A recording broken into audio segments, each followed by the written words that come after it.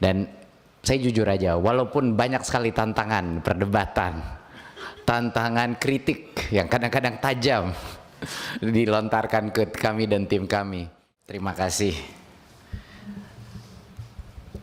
Bapak Ibu anggota Komisi 10, ini adalah perjalanan 5 tahun yang saya nggak mungkin bisa lupakan ya.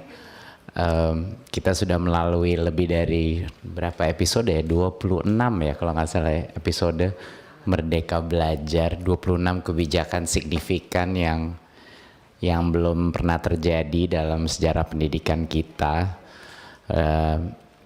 Satu hal yang harus saya ucapkan pertama adalah tidak mungkin 26 episode itu, kebijakan itu dengan semua ketidaksempurnaannya, tapi tetap saja dampaknya sangat signifikan. Tidak mungkin itu bisa terjadi tanpa dukungan Komisi 10.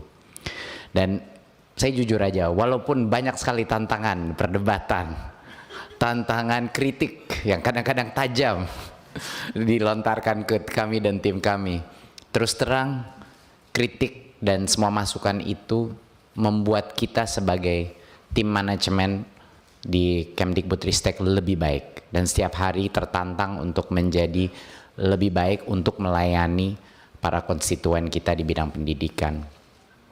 Dan Komisi 10 dengan semua kritikannya, dengan semua, tetap menjadi mitra yang selalu berjuang bersama. Itu yang saya sadari, bahwa misinya itu sama, hatinya ada di tempat yang sama, dan itu yang membuka. Mungkin harapan ini bisa menjadi contoh ya dari kemitraan antara komisi dan kementerian, di mana karena kemitraan itu kita bisa mencapai hal-hal yang mungkin 5 tahun yang lalu tidak mungkin kita pikirkan. Ya, kalau kita benar-benar balik ke awal, kalau Bapak Ibu masih ingat bahwa ada, ya mungkin ada berbagai macam ide-ide besar gitu ya, mungkin di dalam hati kita masing-masing banyak yang tidak percaya gitu, kayak oke lah itu visi aja, visi, tapi hampir semua dari visi kita menjadi realita di hari ini. Dan saya ingin mengucapkan apresiasi sebesar-besarnya kepada Komisi 10 atas pengalaman yang luar biasa ini, karena ada kemungkinan besar ini adalah saat terakhir saya akan duduk di sini secara formal dengan Bapak Ibu, tapi kalaupun itu terjadi, harapan besar saya bahwa kami akan selalu menjalin pertemanan, ya kan, sekalinya sudah berdampak di dalam pendidikan, pasti akan selalu punya hati pendidikan di dalam hati kita semua. Dan saya juga ingin ucapkan terima kasih yang sebesar-besarnya kepada tim terhebat di pemerintah ini, Kemdikbudristek.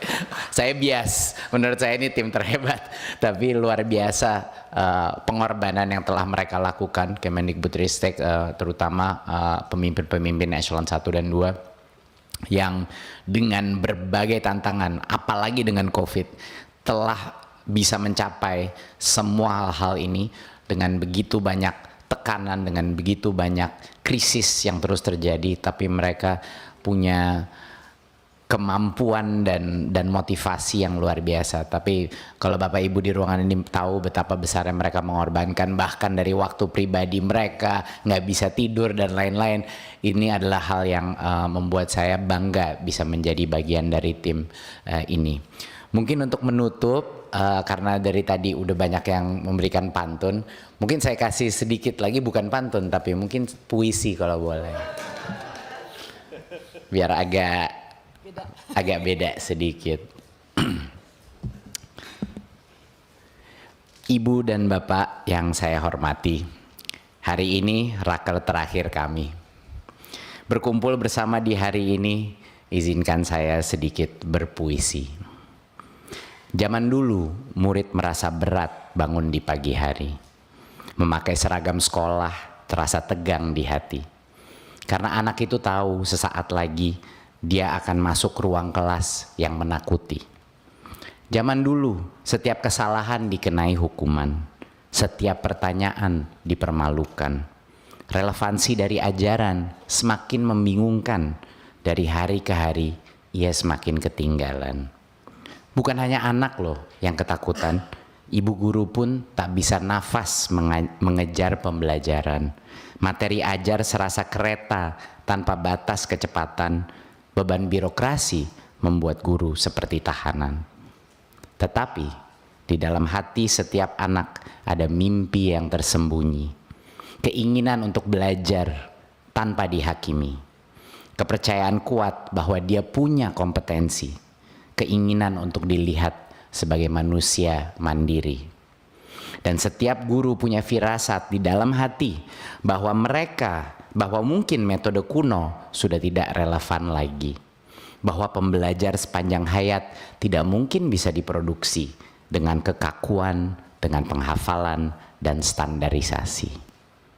Baik anak maupun guru harus diberikan ruang untuk berkreasi, berinovasi, bahkan untuk berjuang. Ruang kelas menjadi panggung dan juga peluang untuk menemukan jati diri setiap orang. Pada hari ini kita semua bergabung untuk melihat apa yang terjadi kalau murid dan guru diberikan panggung, untuk membuktikan bahwa kreativitas dan kolaborasi sama pentingnya dengan berhitung. Karena inilah resep yang membuat mimpi setiap anak melambung. Bapak dan Ibu, proses transformasi membutuhkan sabar. Hampir 5 tahun kami sibuk menanam akar. Baru sekarang bunga perubahan terlihat mekar. Di tangan Anda semua saya titipkan Merdeka Belajar. Terima kasih. Terima kasih Bapak Ibu. Assalamualaikum warahmatullahi wabarakatuh. Di antara banyak sumber informasi, kami layak dipercaya. Karena kami menggali lebih dalam, berpihak pada kebenaran, berpegang pada data dan fakta, agar layak Anda jadikan referensi.